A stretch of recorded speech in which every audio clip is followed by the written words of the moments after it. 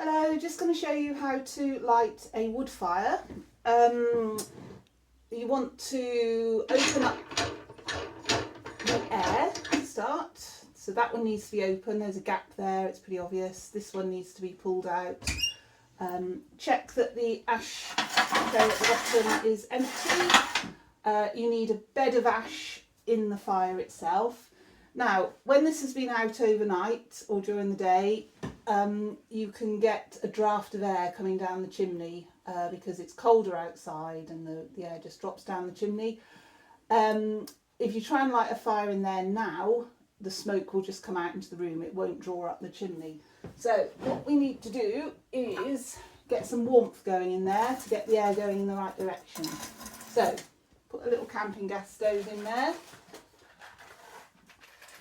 I mean, you'll feel the air on the back of your hand, so it's pretty clear that you need to do this. So light the stove, shut the door, and you need to leave that for, I don't know, 2, 3, 4 minutes. While you're doing that, you can get your kindling ready.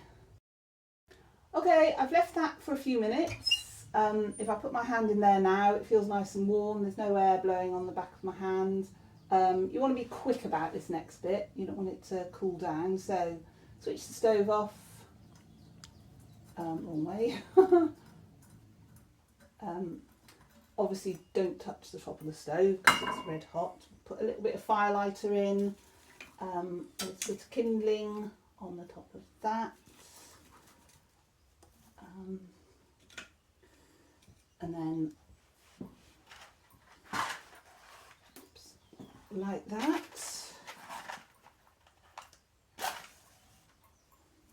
There we are, try and find the firelighter, it's in there somewhere, there we go.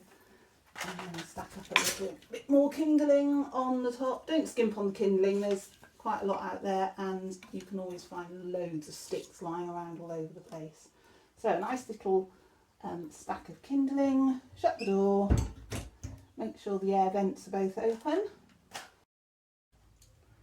Right, that's starting to burn up quite nicely. You don't want to put too much wood on too soon or else it will just sort of overwhelm it. So I'm just going to put on a couple of small little bits onto the top there.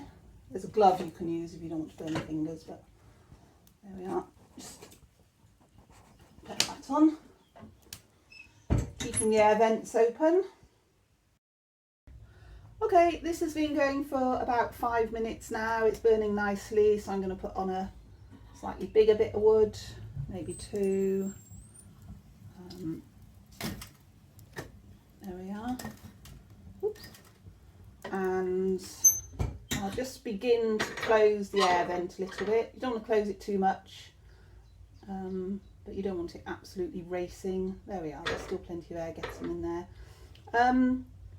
I'd leave this one open at all time actually. You can push it in, that reduces the, well, that closes off the secondary air, but don't worry about that one, forget that one. This one's the important one. So I'm going to leave that now for another few minutes.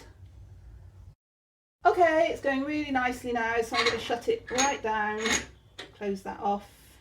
I'll put another log in. Whoops. There we are. Actually, it's going really well. And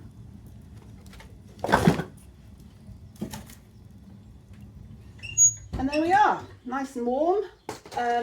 Just keep an eye on it. If it dies right down, if you've shut the air off too early, just open the air a little bit.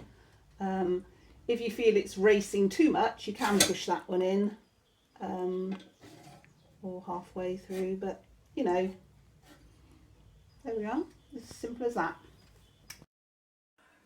So the living room fire, essentially the same. Check that there's the ashtray is empty at the bottom.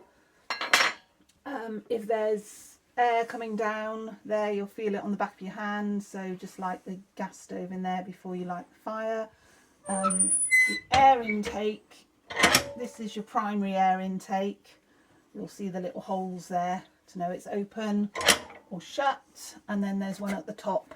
This is the secondary one, that's the equivalent of the pull out thing on the kitchen fire, so you can open and shut that one. Okay, all pretty straightforward.